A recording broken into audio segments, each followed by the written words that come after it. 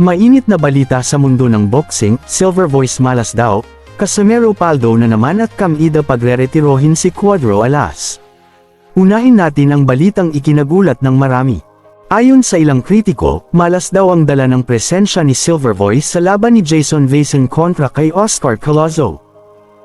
Dahil inasikaso raw ni SD ang pag-escort kay Vason papuntang abroad, kumalat ang haka-hakang siya ang nagdala ng kamalasan. Ngunit gihit naman ng mga taga-suporta, hindi pa mahiinang dahilan kundi mga pagkakamaling tactical ni Vason sa mismong laban.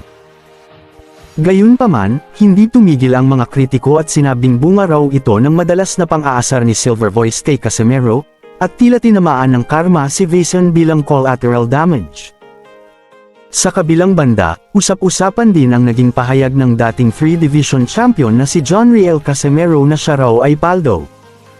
Marami ang nagtaka kung paano nangyari ito, lalo't paborito pa rin siya sa laban kontra kay Inosuke Kamida. Agad namang ipinaliwanag ng kanyang mga taga-suporta na hindi ito tumutukoy sa pastahan, kundi sa malaking take-home pay na matatanggap niya matapos lumagda sa Kamida promotion. Ngayon, ang tanong ng lahat, mapapatunayan ba ni Casimero sa ring ang kanyang yabang at reputasyon? Samantala na may isang Japanese boxing fan ang nagbigay ng matapang na opinyon na magiging walk in the park lamang ang laban ni Inosuke Kamida kontra kay Casimero.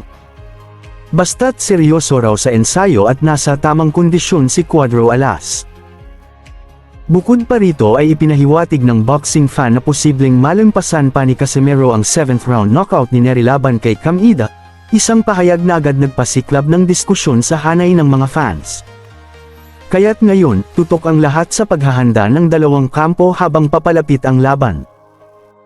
At sa huling ulat, mismong si Inosuke Kamida ang naghayag ng matinding kumpiyansa na kanyang tatalunin si Casimero at posibleng tapusin na ang makulay na karera ng Filipino champion. Dagdag pa niya, mayroon sanang posibilidad na makaharap sina Casimero at si Luis Nery, ngunit mawawala raw ito kapag natalo niya si Alas. Dahil dito, tila tuluyan na ring mawawala ang pagkakataon para sa isang mega fight kontra kay Naoya Inoue.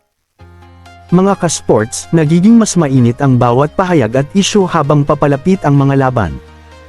Ang tanong ngayon, sino ang mananaig sa huli? Abangan natin yan.